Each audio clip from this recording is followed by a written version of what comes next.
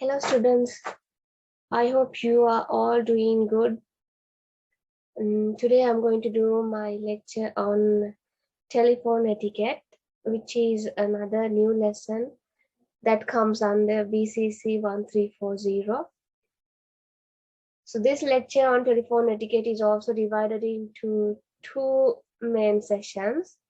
Therefore, there will be two sessions on telephone etiquette.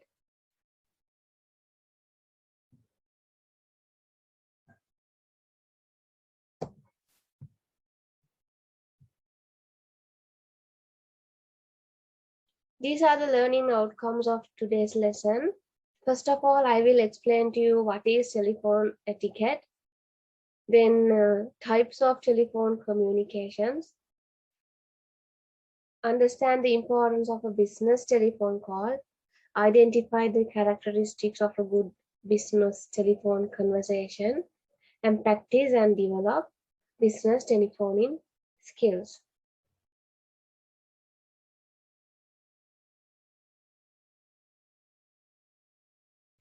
Telephone etiquette. First of all, let me tell you what is meant by telephone etiquette. An individual needs to follow a set of rules and regulations while interacting with the other person over the phone, right? So there are certain rules and regulations that have to be followed when you are using or when you're communicating with someone else through a phone. And these are often called telephone etiquettes. It is important to follow the basic telephone etiquettes as our voice plays a very important role in creating an impression of our personality, education, family background, as well as the nature of job we are engaged in.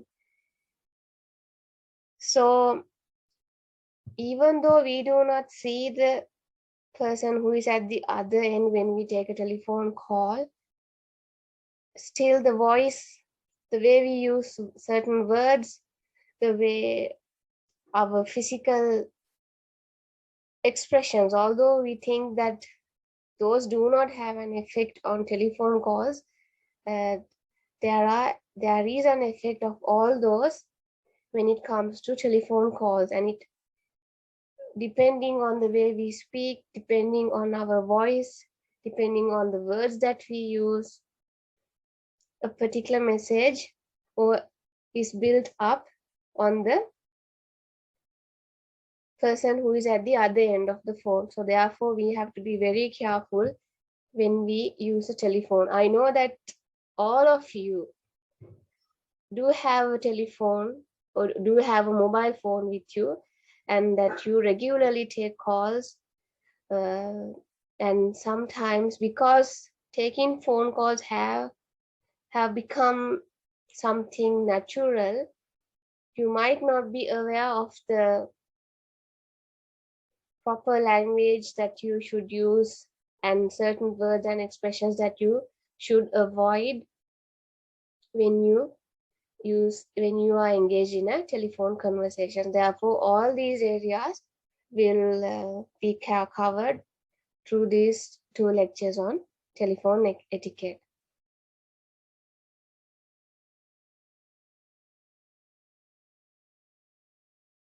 So I told you that our voice plays a very important role in creating an impression of ourselves to the other person, right? So in addition to that, I told you that even our body language indicates certain messages, and I will show you how it actually happens through a phone conversation. So the way you greet a person, it can be a custom or any other person who call you, or if you dial a number and if you call someone else, the way you greet that person, your body language, tone of voice, your word choice, how well you listen, right? And how you end a call. These are all very important when it comes to maintain good telephone etiquette. So types of telephone conversations. There's informal telephone conversations and formal telephone conversations. In an informal telephone conversation, we normally use a very friendly language, because normally informal telephone conversations happen with family members and friends, whereas formal telephone conversations happen sometimes when we are speaking to an institution or to a company. Then the language that we use is a formal, and depending on to the person that we speak.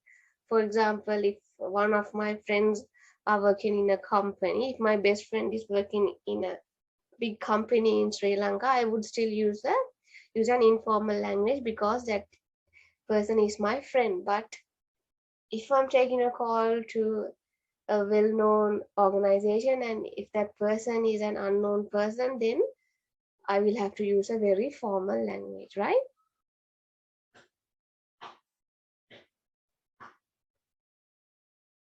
So formal phrases are used for business and official calls, and for calls to important people. So business calls are normally taken for business deals, agreements, and any other information on professional significance, right? Whereas official phone calls are like calls taken to a university, to a school, to a bank, or any other educational institution. In other words, you would not call a university or a bank to have a friendly chat, right? It's normally for official purpose. Sorry, for normally done for official purposes.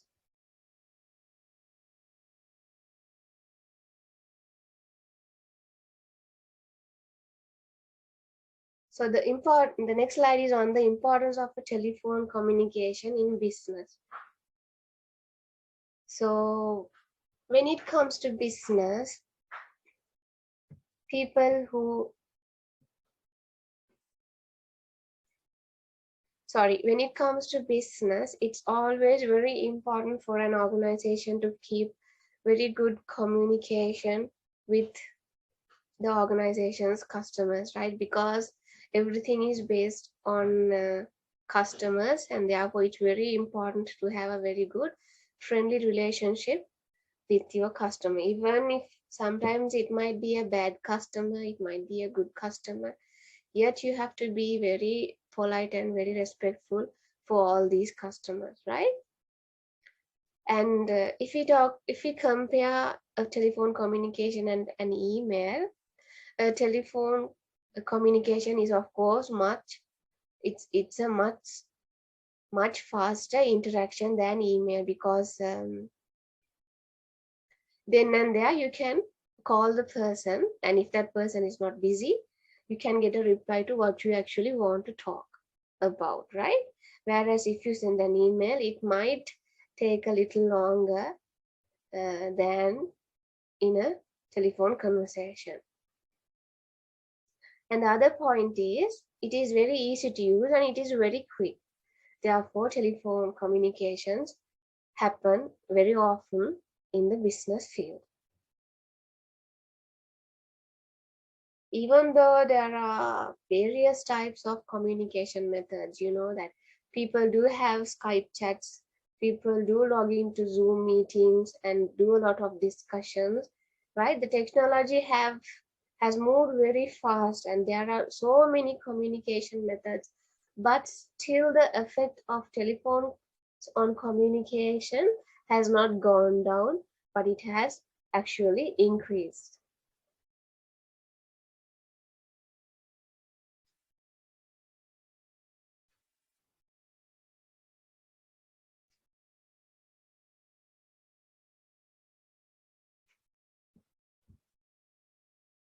So language used in a telephone conversation. Today my lecture is of course going to be mainly based on language used in a telephone conversation, on formal telephone conversations and business telephone conversations. I am not going to talk in detail on informal communications that happen using the telephone, because that is something that we normally do in our day-to-day life. And as I said before, informal communication normally happen between friends and families, and therefore the language that you use, the words that you use are not that much important compared to a call that you take for a formal matter or for a business matter. The words and phrases you use in a telephone conversation convey a message. Therefore, you must be aware of the language you use in a telephone conversation to create a positive impression about you on the call. Right, so this is very important if it's a formal telephone conversation or if it's a business telephone conversation. The language you use is very important, right? There are certain words and certain phrases that you actually shouldn't use. Even abbreviations are normally not accepted in a formal telephone call, because although you know the meaning of the abbreviation, the person who is at the other end may not know what is meant by the abbreviations that you use, right? Another important point is the tone of your voice is also very important. You have to be very polite and you have to be very respectful, right? Those are also very important points. And since these are formal and business telephone conversations, try to stick to the main point that you are talking about. Try not to waste the time of the other person who is at the other end. Try to take the maximum use and speak of relevant things only.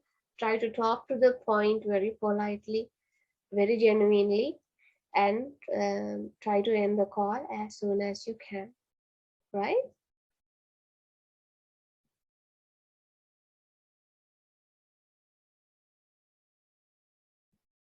Okay, now there is a recording, and I'm going to play this recording.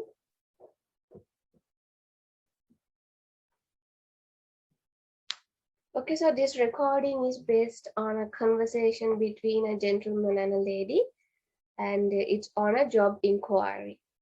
A gentleman calls a lady and finds out more information on a particular job that he is hoping to apply. So there are two main reasons as to why I'm playing this recording. Number one is I want you to pay your close attention to the language that they use. See how polite and how respectful they are to one another. Listen to the words that they say, right? And see how well they give time for one person to end what he or she is saying and then start talking, right? Instead of just going on and on, they give time for the other person to first speak, and then only a reply is given to that particular question without interrupting one another, right? So please pay your attention to the words and phrases that are used and how the speed of the language, right? How well they take time to talk to each other and clarify any doubts or any questions that they have. The other reason is, as you can see, there are 10 questions here, right? I would like you to give a try and answer these questions while you listen to the recording. Okay, so I will play the recording twice. First of all, listen carefully and see how well they have used the language in their conversation. And when I play the recording for the second time, try to answer these questions and see how good you are in answering questions while listening. Okay, now I'm going to play the recording for the first time.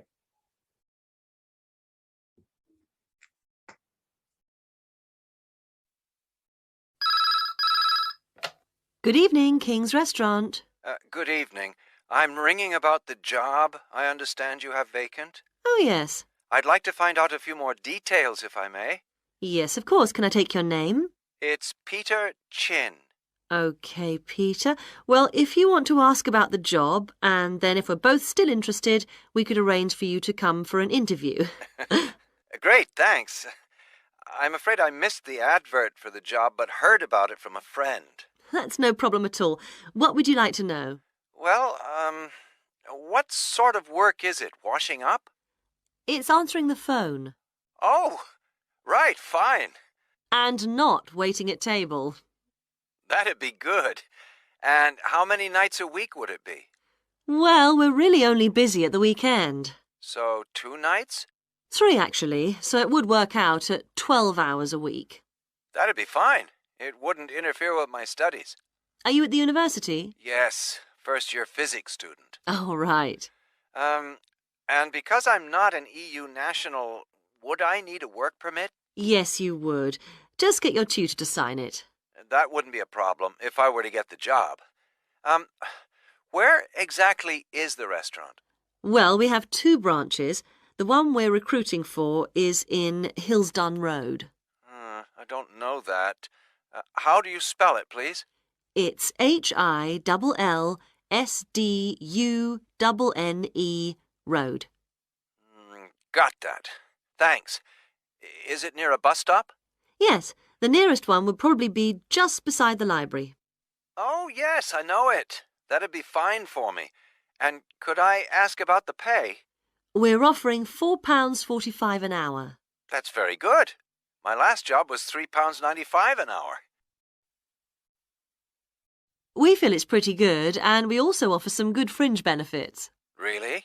Well, we give you a free dinner, so you eat well. Right. Better than hostel food. We certainly hope so. And we also offer extra pay for working on national holidays. Oh, that's a really good perk, isn't it? Yes, we think so. And then because of the difficulties of getting public transport, if you're working after 11 o'clock, we drive you home. Oh, that's good to know. Well, we'd certainly be interested in inviting you for an interview, if you're still interested. Oh, yes, certainly. Could I just also ask what qualities you're looking for? Well, for this particular job, we want a clear voice, which you obviously do have. Thanks. And you must be able to think quickly, you know. Well, I hope I... So, when could you come in for an interview? We're actually quite quiet tonight. Sorry, I couldn't come tonight. Or tomorrow, I'm afraid. Thursday's okay. That'd be 22nd of October? Fine. After 5 p.m.? Yes, fine. Would 6 o'clock be okay? Perfect. And could you bring along the names of 2 referees? Yes, that's fine. No problem. Good. I look forward to seeing you. Oh, by the way, who should I ask for? Oh, yes, of course. Sorry. My name is Samira Manuja. Can you spell that, please? Manuja. Okay. I've got that. Thanks very much. Look forward to seeing you later on then. Okay, students, now let us first talk about the language that they used in this conversation. As you must have heard, they started the conversation by greeting each other, right? When the lady said, "Good evening, King's Restaurant," the gentleman said, "Good evening," and he directly came to the point and told why he is actually calling. And he said that he needs to get some more information on the particular job vacancy.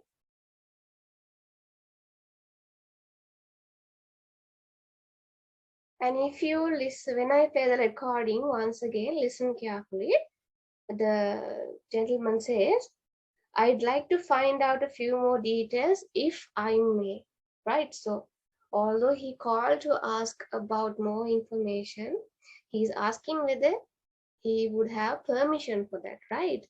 So he just doesn't go on and start asking questions, but first of all he asks whether it is possible, whether it is right to do so. So that's why he says, "I'd like to find out a few more details if I may," right?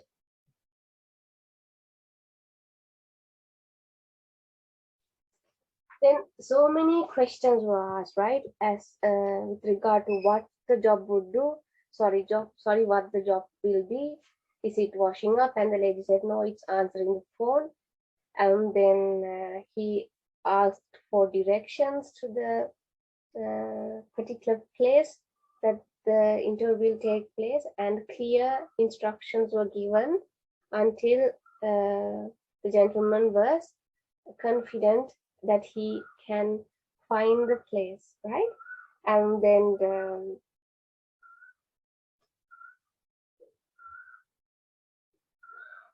about the pay, right? How much will I be paid? The gentleman wanted to know how much he would be paid for his job.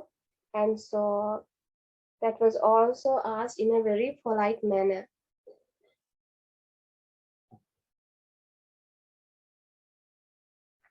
So without directly asking about the pay, the gentleman says, and could I ask about the pay? Right? Similarly, at the beginning also, he asked whether he could ask for more information on the particular job. And now he is asking for permission and asking whether he actually can ask about the pay. Normally in Sri Lanka also, we are very shy, and we are very reluctant to ask how much we would be paid for a particular job, right? We would ask all sorts of things, but we are a little reluctant to ask how much we would be paid for the job. So this gentleman used a very nice language and very politely asked, and could I ask about the pay, right? So if the lady said that it's that she doesn't want to answer, then she would have not answered, but the lady very clearly said how much this person would be paid for an hour. And if you listen to the conversation, you might notice that both of them were very pleasant to each other, right? They were sometimes laughing, sometimes joking, and at the same time they were talking about very important and relevant points, right? And the gentleman was also sometimes surprised by the benefits that he might get if he is selected to the particular job. Okay, and so now let us listen to the recording once again, and let's give a try to answer these questions. There are 10 questions. Let us listen to the recording once more and see whether we can actually answer these questions.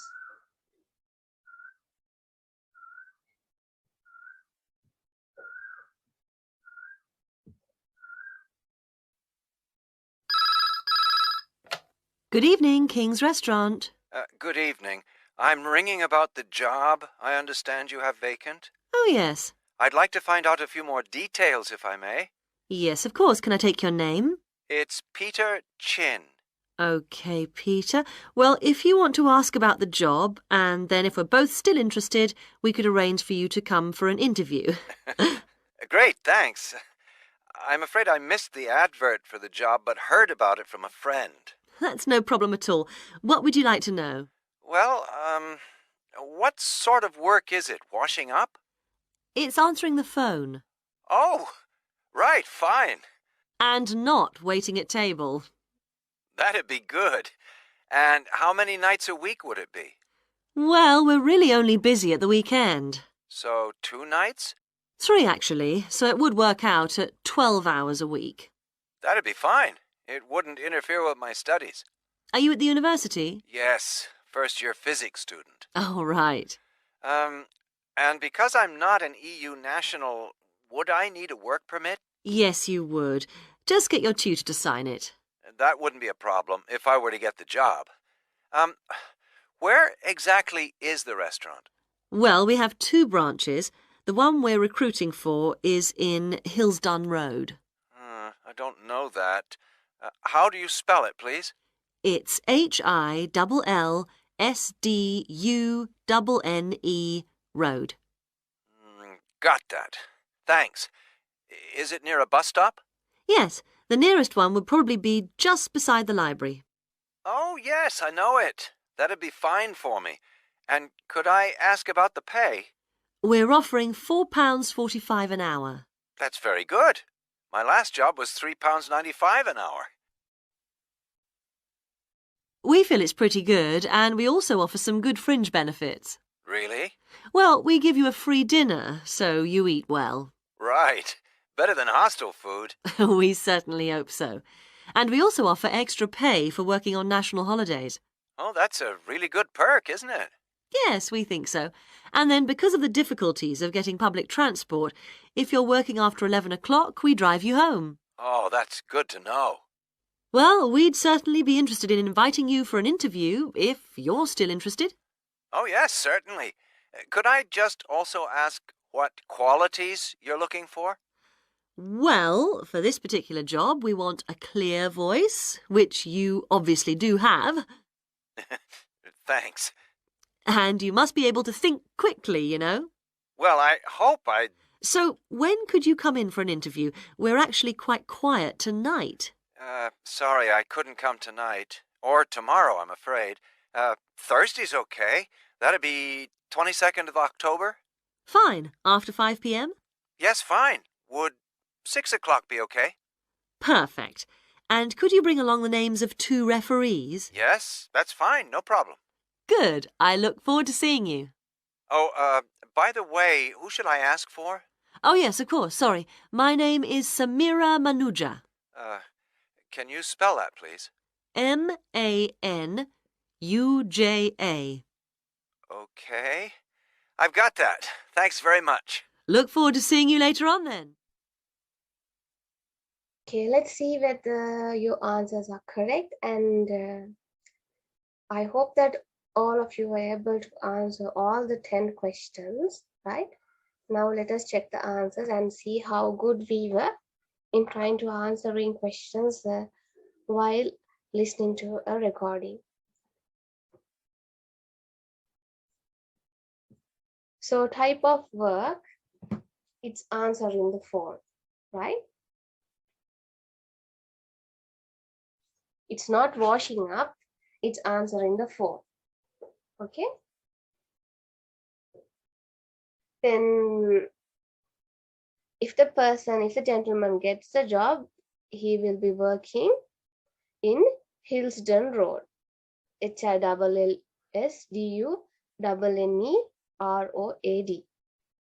Right? In the Hillsdon Road branch, that is where he will have to be working.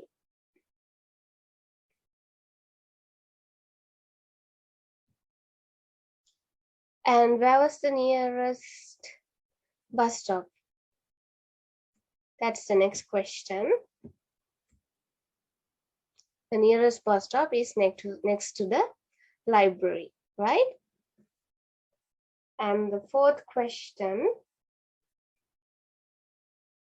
is how much he would be paid per an hour. So it's £4.45 that would be paid for him, right?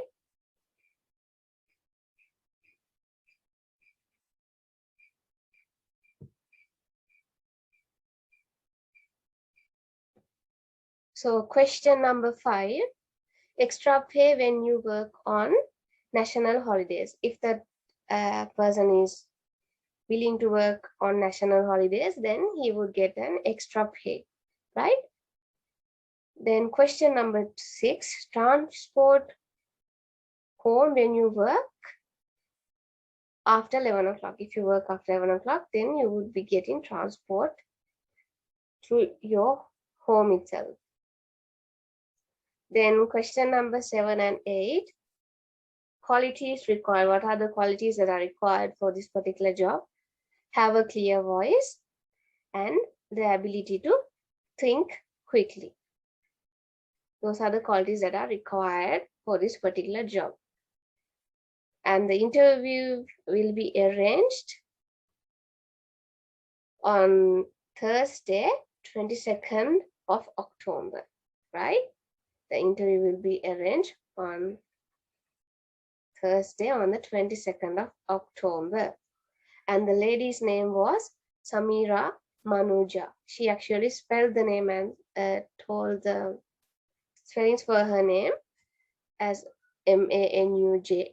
And I hope that you were able to get the name correctly when you were listening to the recording. right? I hope you were able to get all the answers for these 10 questions correctly, right?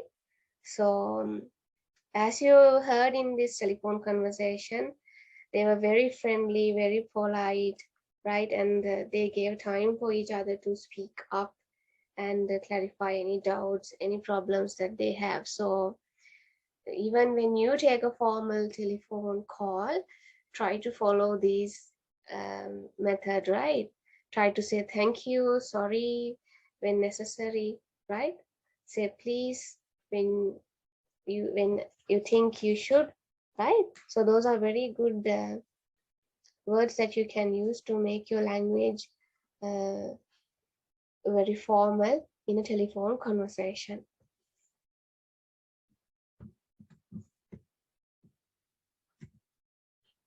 So making a first good impression with an effective and efficient greeting, right?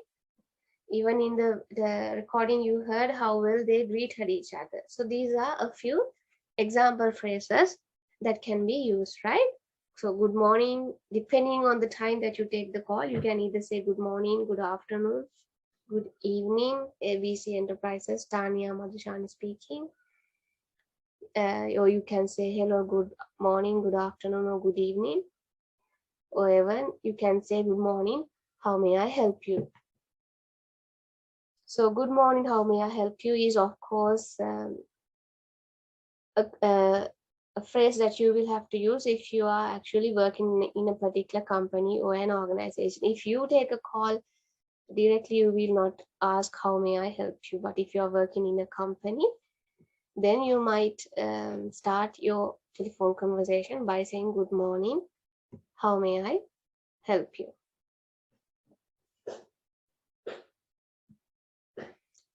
Then there is this question, right? I would like to know from you, what are the similarities and differences between a face-to-face conversation and a telephone conversation? Are there differences? Do you think that there are differences between a face-to-face conversation and a telephone conversation? If there are differences, what do you think the main differences are? Right? Take a few minutes and try to think by yourself and think of the similarities and differences between a face-to-face conversation and a telephone conversation.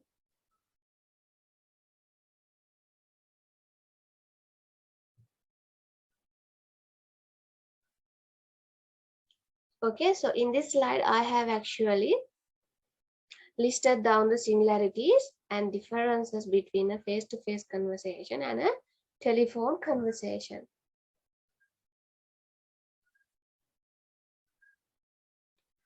The similarities is that even though if it's a face-to-face conversation or a telephone conversation, you can hear the person, right?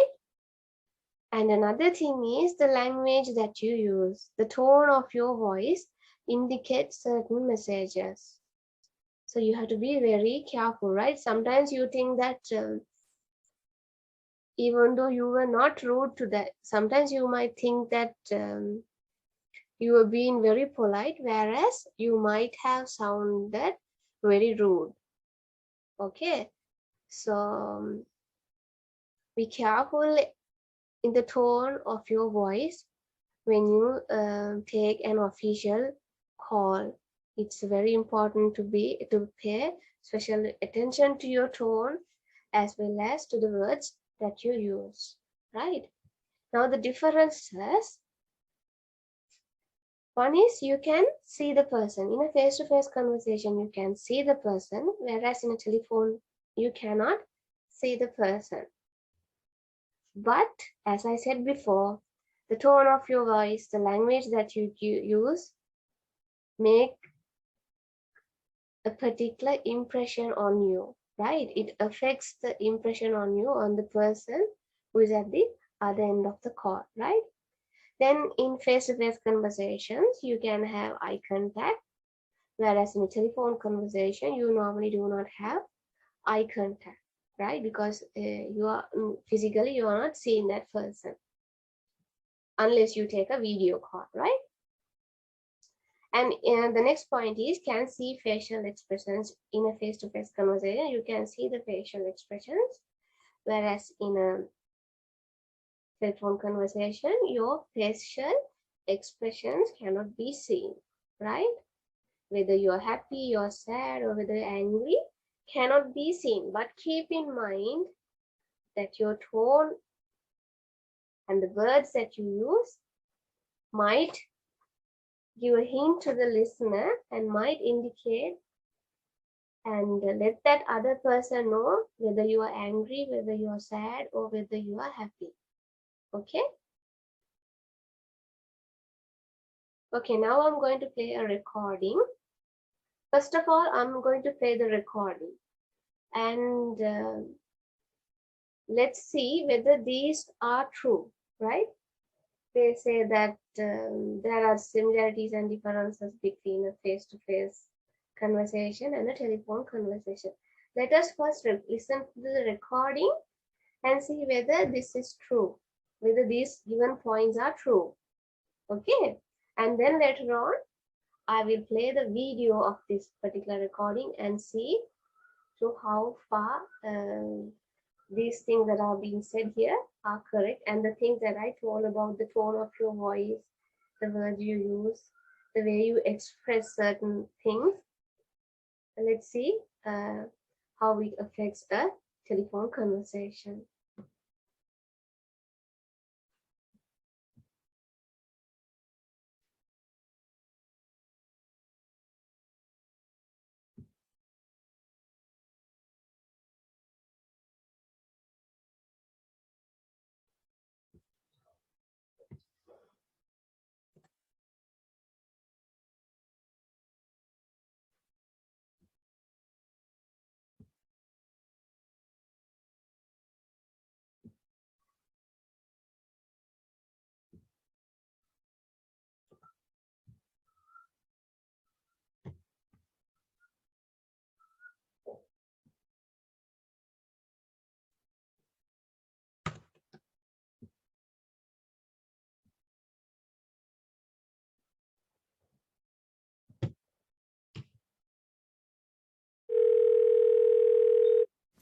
All Pro Vacuums, this is Tanya. Hey, Tanya. I'm having a problem with my vacuum cleaner. It just stopped working on me, and I don't know why it stopped working. It's not old or... Did you or check anything. underneath to see if anything is blocking it? Well, yeah, of course I did. That was one of the first things that I did. Okay, all right, this is what happened. This morning, I started vacuuming my son's room, and it's a pretty good-sized room. It's about a 12 by 12, and it was working just fine. And then I moved into the living room, which is even the larger room. How about the belt? And Did you check to see if it was broken? no, it wasn't the belt. I checked that too. I'm trying to explain that what I was doing. Okay, hold on. I'm trying to explain to you what happened when the vacuum broke. What I was doing when I was vacuuming the living room, I started noticing that it wasn't picking up stuff so good. So I turned it off and I got down and started looking at it. And the carpet was kind of high, but nothing was clogged underneath. And also I did look at the belt and it seemed okay. Did the vacuum cleaner work when you first started using it today? Yes, I just said that. I remember I told you that I started off vacuuming my son's room, and it worked just fine. And when I was vacuuming the living room, that's when it stopped working. Have you ever checked the bag? They get full and you have to replace them. You know what? Gosh, let me check the bag. That might be it. Hold on for just a moment. I'm still going to be on the phone, right? Okay.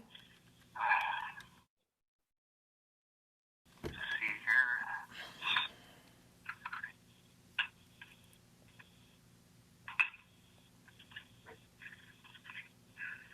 All right. Okay, it's completely full. I can't believe my girlfriend didn't change the bag. Well, it sounds like that fixed your problem. Yeah, thank you. Okay, no problem.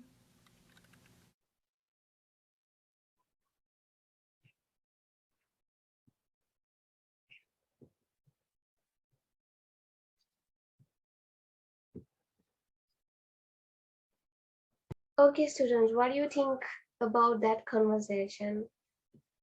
And if you compare this particular conversation to the previous telephone conversation that I showed you, what are the similarities and differences? What I felt was actually the lady was being rude, right? And she wasn't giving the person to actually explain the situation, and she was confusing him to some extent. And she was asking the same question again, whereas that person had already told her, right? Things that were already told were asked by her because she was actually not paying that much attention to what that gentleman was talking about, right? And even before he finishes his sentence, she starts talking, or she asks a particular question, right? Now, when you watch the video, you will very clearly see what I meant, right? Now, let us watch the video, and we can see how rude the lady was to this gentleman, and also at the same time we can look into these points and see whether the similarities and the differences that I have told you in this slide are true or not, right?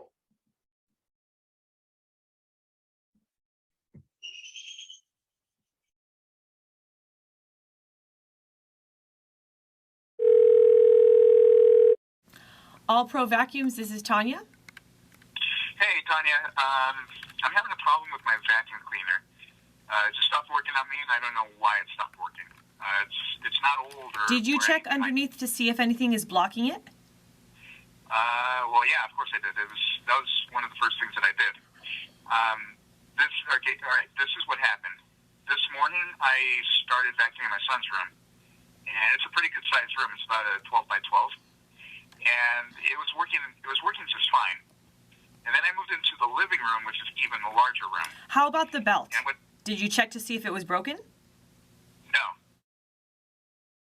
it wasn't the belt. I checked that too. I'm trying to explain that what I was doing. Okay, hold on. I'm trying to explain to you what happened when the vacuum broke. What I was doing. When I was vacuuming the living room, I started noticing that it wasn't picking up stuff so good. So I turned it off and I got down and started looking at it. And the carpet was kind of high, but nothing was clogged underneath. And also I did look at the belt and it seemed okay. Did the vacuum cleaner work when you first started using it today? Yes, I just said that. I remember I told you that I started off vacuuming my son's room, and it worked just fine. And when I was vacuuming the living room, that's when it stopped working. Have you ever checked the bag? They get full and you have to replace them. You know what? Gosh, let me check the bag. That might be it. Hold on for just a moment. I'm still going to be on the phone, right? Okay. Let's see here.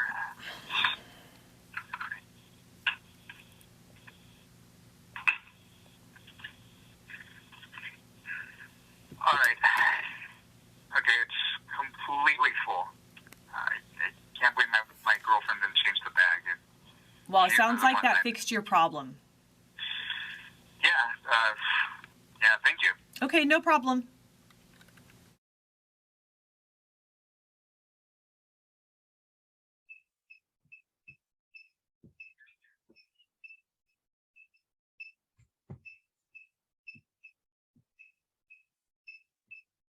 Okay, students, so can you see this lady? She looks so rude, she looks so angry, right?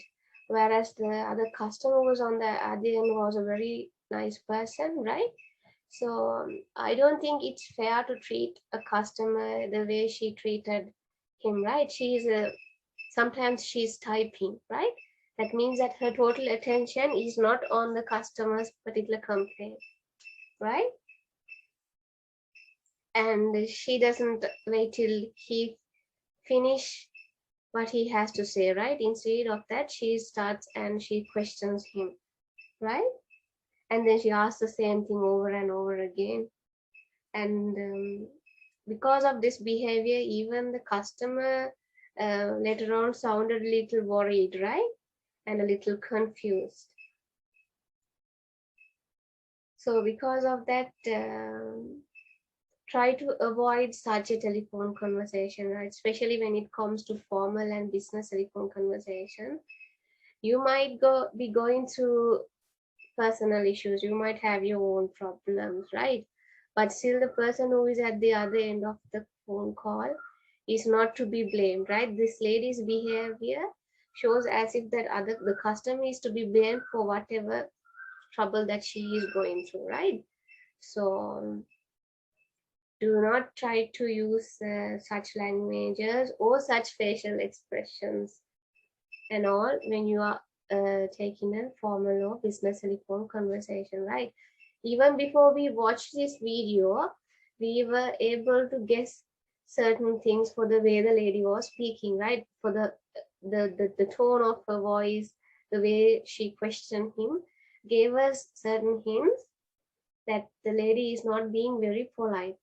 So be careful, right? Even though you are not to be seen, even though you are physically not appearing in a telephone conversation, still the words that you use and the tone of your voice will give a particular message to the person who is at the other end. Okay.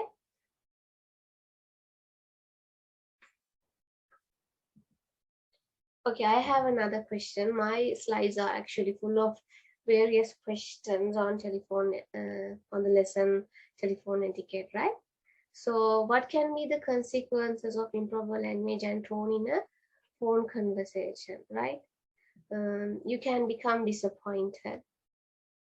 That is one thing.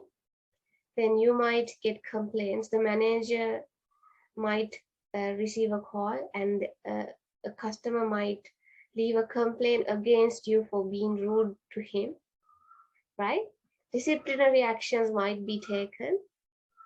You can even lose your job, right? So I know a person who was working at a private company for 9 years. For 9 years, he was working in this finance company, and one day there was a meeting with the director board. There was a meeting for the director board, right? And the topic during this meeting was on the way customers are being handled by their company, right? They have received so many calls from the customers saying that the staff does not answer telephone calls properly, right? So in order to see whether this is true or not, during the meeting,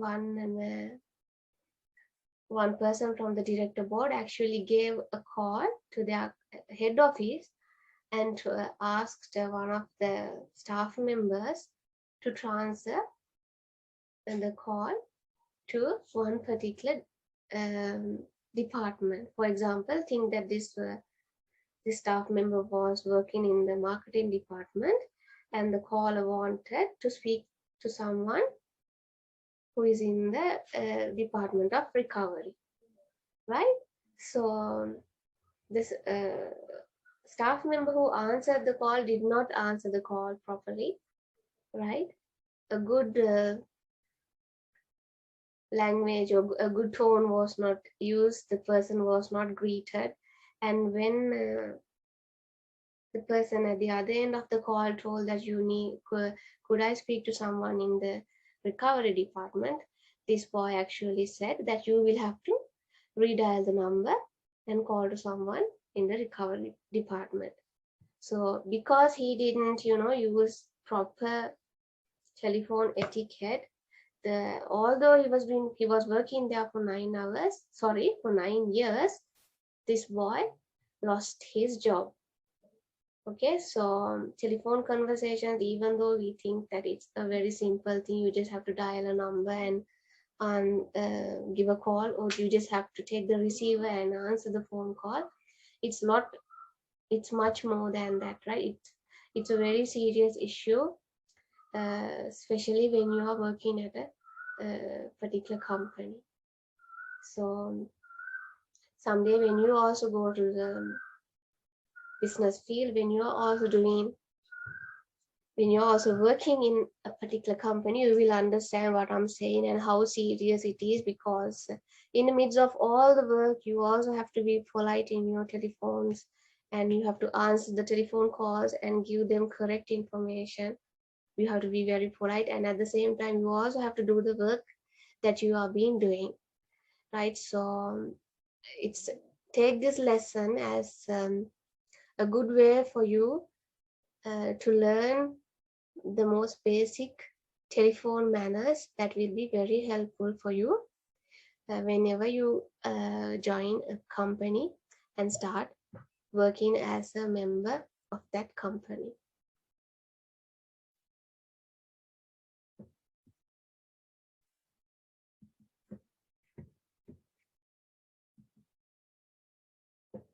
Okay, now let me move on to a few more phrases.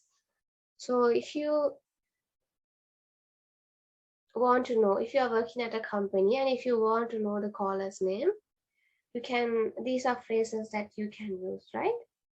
You can say, may I know who's calling, please? Or you could say, could I take your name, please?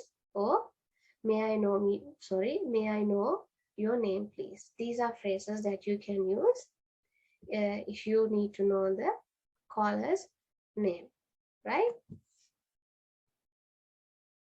Of course, there are other phrases as well, but these are a few examples that I have given to you. Okay, so why would you want to ask the caller's name? Why do you think it is important to ask the caller's name?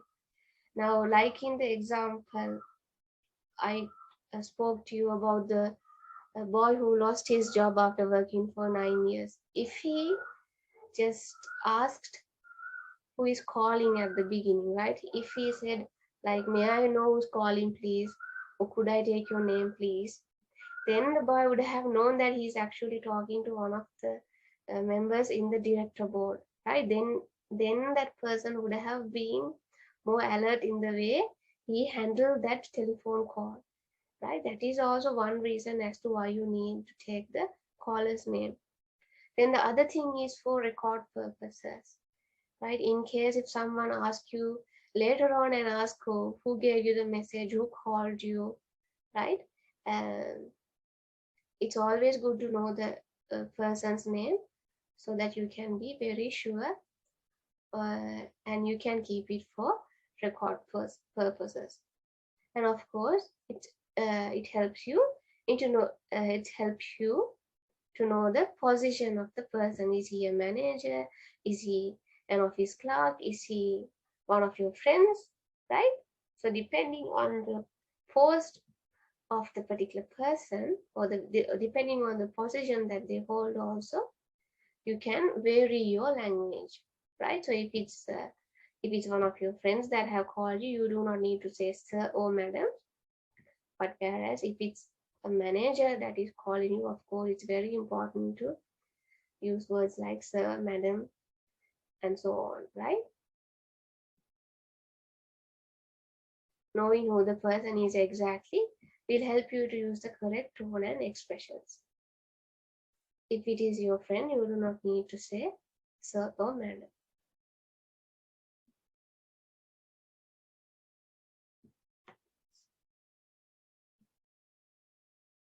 So introducing yourself.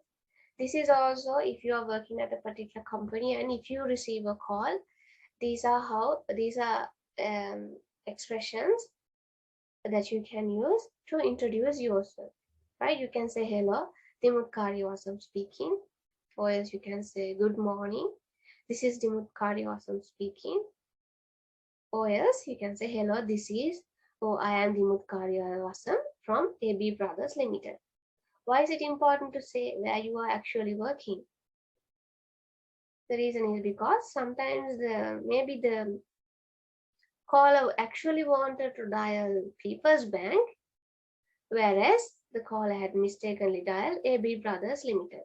So when you say, hello, this is Timur Karyavasam from AB Brothers Limited, the caller knows, okay, then he has dialed the wrong number and they could end the conversation then and there, right? So that is why it is important to tell the name of the company that you are working.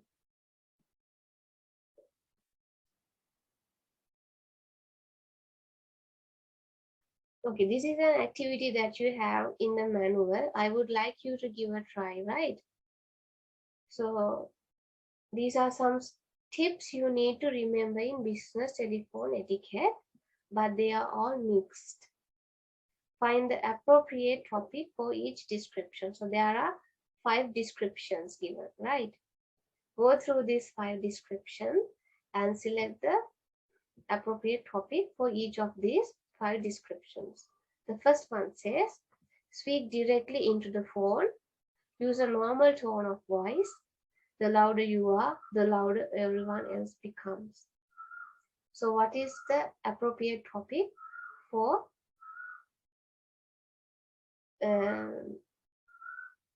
this particular telephone etiquette? What is the topic that you can give, right? Then under B there is it's said talk at moderate rate and volume, but vary your voice tone. Does it mean that the call has to be alert, pleasant, natural, distinctive, or expressive? Select the correct word and include it in this space given here. Then under C it says, put a smile in your voice. The other person can hear it. So what is the topic that you would give to C?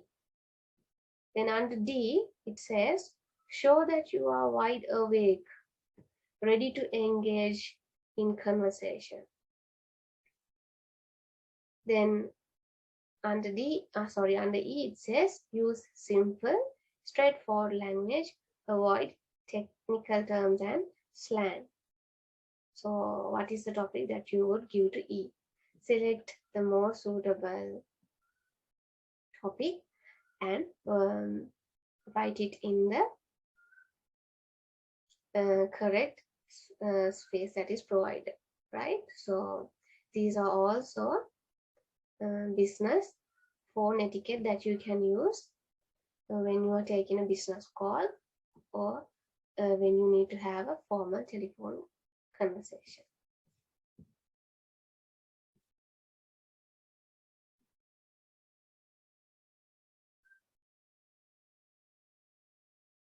Yes, in the next slide, I have actually given you the answers for this activity, right? So before you go through the answers, I would like you to try on your own, right? See how well you have understood this business phone etiquette and see whether you have given the correct topic for this telephone etiquette, and then check your answers with this slide, right? So for the description that comes under A, the topic should be natural. For the description that comes under B, or the telephone etiquette that is explained under B, the topic for that is distinctive. Then for the telephone etiquette that is given in C, the topic should be pleasant. For the description or for the business phone etiquette that is given under D, your answer should be alert. And for the telephone etiquette that comes under E, your answer should be expressive.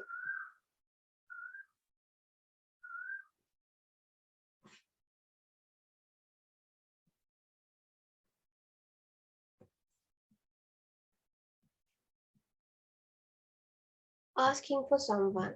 So these are more phrases that I have given you. Can you tell me what are the importance of these phrases, or how can they be useful to you? Now, for example, if you have to answer an exam question, you have to answer your you have to write your answer in a way that would actually be answering the question. You have to be very sure whether you are actually answering the question. And no matter how much knowledge you have, you must be able to change that knowledge in a way that would be appropriate for the given question, right? Whereas if we take these phrases that I have given you, these do not need to be changed. They can directly be taken into use as they are, right? So if you need to ask for someone, you can directly use any of these phrases, right? You only have to change the name of the person, sometimes the position, right? But these phrases can be directly used. So that is why it is very important to pay your attention for these phrases that I have given in most of my slides. මේ slides වල මේ දීලා තියෙන telephone එකකදී අපිට භාවිතා කළ හැකි වචන මේ විදිහටම නම සහ තනතුර වෙනස් කරලා අපිට මේ විදිහටම පාවිච්චි කරන්න පුළුවන්.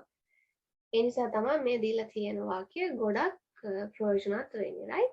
So if you need to ask for someone, you can directly use one of these phrases and ask for someone. They are phrases that are written in a very formal manner, right? So you can say, could I speak to Mr. Damit Gunawardana, please? You can say, I'd like to speak to Mr. Damit Gunawardana, please. Or could you put me through to Mr. Damit Gunawardana, please? Right? These are all phrases that you can use when you need to speak to a person, right? But if you need to speak to someone in a particular department and if you do not actually know the person's name, then you could say, could I speak to someone in the marketing department, please? So when you say marketing department, then you will be transferred, your call will be transferred to that department, and then you will be able to speak to someone in the marketing department.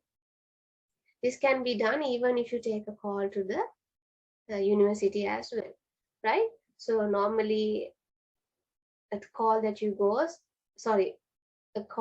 take would directly go to Dean Sir's office, right? And you could ask them to please transfer the call to the marketing department, to the Department of Information Technology, to the Business Communication Unit, right? You can ask them, you can say, could I please speak to someone in the Business Communication Unit, or else, could I speak to someone in the Business Communication Unit, please, right?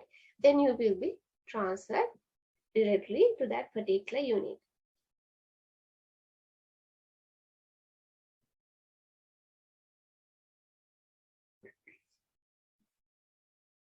Explaining absence.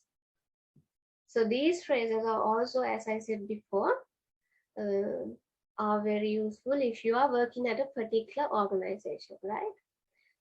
So for example, think that Mr. Ratnayaka is your manager, and if someone calls you and says that he or she wants to speak to Mr. Ratnayaka, and if Mr. Ratnayaka, your manager, is not there or if he is absent, you can use any of these phrases, right? You can say, I'm afraid Mr. Ratnayaka isn't in at the moment.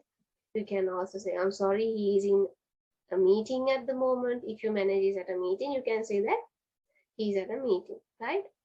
Or as you can say, I'm afraid he is on another line at the moment, right? Sometimes your manager's cubicle will be visible to you and you might be able to see what your manager is doing at the moment. So if you see your manager engaged in another telephone conversation or another telephone call, you can say, I'm afraid he is, or I'm afraid Mr. Ratnayaka is on another line at the moment, right? So sorry, here I have said, in such an occasion, it is also important to indicate when the person will be available, right? It is also important to indicate when the person will be available. Just saying, I'm sorry, Mr. Ratnayaka isn't in at the moment is not sufficient, okay? Sometimes it might be an urgent matter and the caller may really want to speak to Mr. Ratnayaka. So because of that, it is very important to say when the person will be available, right? So you can even say, I'm afraid Mr. Ratnaik isn't in at the moment, but I do expect him back at 3 p.m. So now, if you have seen Mr. Ratnaik leaving the office for official purposes every day at 1 p.m., and if Mr. Ratnaik usually comes around 3 p.m., and if it has been a routine, then you know that Mr. Ratnaik would most probably come by 3 p.m. Right? So then you can say the caller, I'm afraid Mr. Ratnaik isn't in at the moment, but I do expect him back at 3 p.m. Right? Okay, another question. Why do you think it is important to indicate when the person will be available when you say someone is absent? There are many reasons as to why you need to say when that person will be back or when you actually can speak to that person. It's very important to give precise details, right? So if you say, if you give a particular time frame, for example, if you say that he'll be back in 3 hours, then the caller can make his or her plans depending on the time frame, right? If you say he or she is on another line, then you can say he or she will be available in 5 minutes, right? Normally business calls do not go on for hours, right? They finish within a few minutes. So if you see your manager in a call, you can say he or she will be available in 5 minutes. So please call back um, after 5 or 10 minutes, right? He or she is at a meeting, right? So normally sometimes meetings go on for several hours, right? So please tell the caller for how many hours will the meeting go on. Is it just a 5 minute meeting, or is it a meeting that will go on for several hours, right? According to your understanding, please tell the caller how long the meeting will go on, right? Of course, you won't be able to say the exact time, but you will be able to guess a particular time and tell the caller, right? Like it will end in 10 minutes, it will end in 3 hours. So please call back in 3 hours, and so on and so forth. Not in at the moment. If you say that the particular person is not in at the moment, you must say, you must give a message as to where the person has actually gone. Has the person gone outstation, right? Not in at the moment. Is it only today, or won't the person be there for weeks or for months? You have to let that person know, right? Whether it's for a week, for a month, or is it not in just for today, right? Sometimes you can also say Mr. Ratnaik is not in due to a personal matter. When you say a personal matter, the caller will not disturb the respective person, right? So since it's a personal matter, we would like to call and disturb another person, right? So it's always very important to indicate the caller when will the person that he or she wants to speak will be available, and if you can give a particular time and date instead of just saying I'm sorry, he's not in at the moment, and do not hang up the phone. It will make you sound very impolite or very rude. Okay.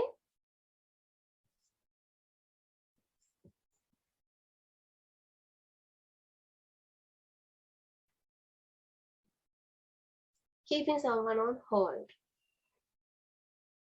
So these are things that happen very regularly for us when we dial a call, right? So for a particular organization, a particular institution, right? So certain companies, when we call, they sometimes keep us on hold, right? So if you are the person who is keeping someone on hold, these are a few steps that you need to take, right? If you are the particular person who is working in this company or in this institution, and if you are the one who is going to keep someone on hold, these are a few points that you need to keep in mind. Before you put a caller on hold, make sure to get the caller's permission. You cannot just press the hold button and leave the caller and do some other work that you are busy, right? You need to get the caller's permission first of all. Another thing that you need to do is you need to speak to the caller periodically to ensure that you are still working on the matter and that the caller has not been forgotten, right? So even if you keep someone on hold, every 2 to 3 minutes or every 30 seconds, every 40 seconds, you have to get back to the caller and remind him that you are, ensure him that you are actually working on his matter, right? And give him the impression that you haven't forgotten about him, right? Then finally, thank the caller for his or her patience and then provide the necessary information or transfer the call to someone who can help them, right? So you can either, after you have kept someone on hold, you can give the necessary information. You can thank the customer for being online, for being on hold. And if you are unable to actually help the person, then with the permission of the caller, you can transfer the call to someone who can actually help the person.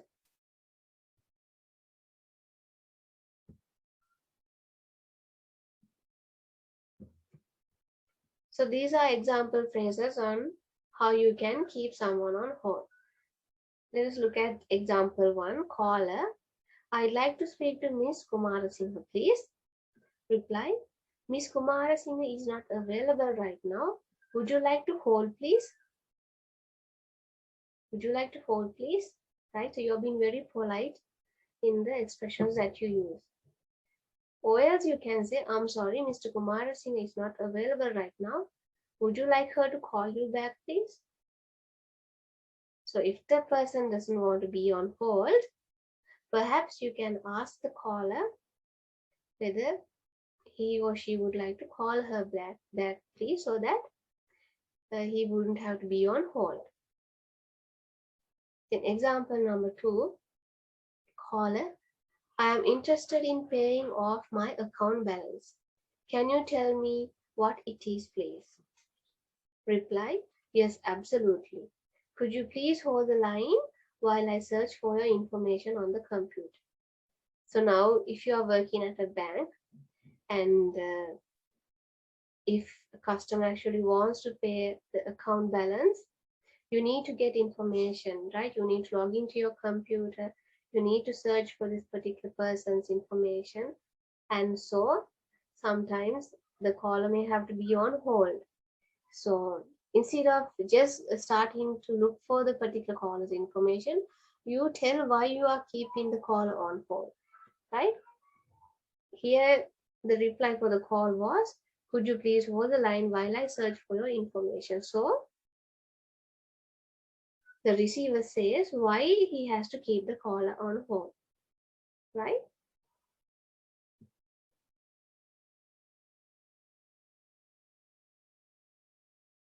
These are more phrases that you can use when you need to keep someone on hold, right? Could you hold the line, please? Hold the line, please. One moment, please. I'll see if Mr. Fernando is available. One moment, please. Now look at what I have said here. Just a moment, please. Just a second, please. Give an honest answer about how long it will take you to complete whatever you are doing and tell the caller what you are doing.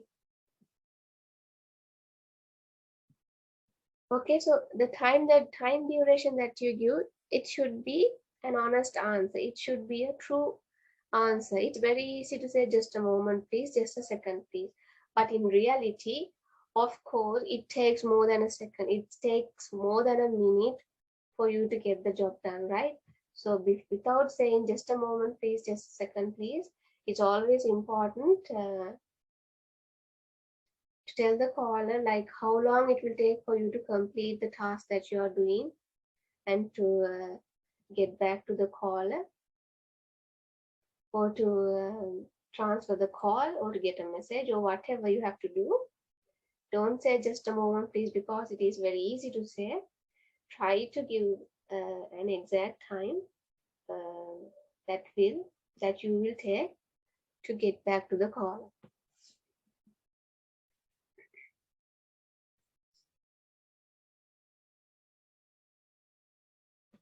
So if you have to keep the caller on hold, right? Do you think it is important to get the permission from the caller to be on hold? I think it's very important because most callers do not like to be on hold, right? It's a wastage of their time. And the majority of callers may have already had bad experience on being on hold, right? So for example, if you have some free time, take a call to a particular organization during its most busy hours, right? And then you might see how difficult it is to be on hold, right? It's very easy to say, please be on hold, but it's very difficult for the person to be on hold because it's wasting that person's money, that person's time, right? So it's always very important to get the permission from the caller if you want to keep him or her on hold.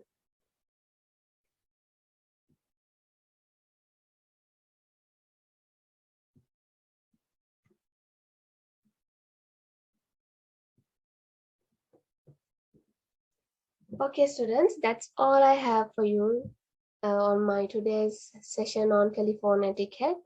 Before I end today's session, let me first summarize what I actually spoke about today. So first of all, I explained to you what is meant by telephone etiquette. Then I told you the importance of a telephone call, right? Then I spoke about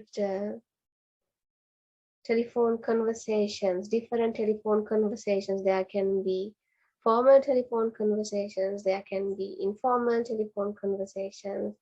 Then I also talked to you about the importance of telephone conversations in the business world. I told you that it's quick, it's easy, and it's faster than sending an email. You can directly speak to the person. Those are all benefits of taking a telephone call. And I also spoke about the language that we need to use in a telephone conversation. And I spoke on the expressions that we can use when we need to greet a person, right? How to make a first good impression, how to ask for the caller's name, how to introduce yourself, how to ask for someone, and how to explain absence, and how to keep someone on hold. And most of my slides had a lot of example phrases that can be used in any of these occasions. And as I told you, these phrases are very important because you can directly use them. Perhaps you can change the person's name and position, and you can use those sentences just as I have given them in the slides. So that is all I have for today on telephone etiquette. Thank you.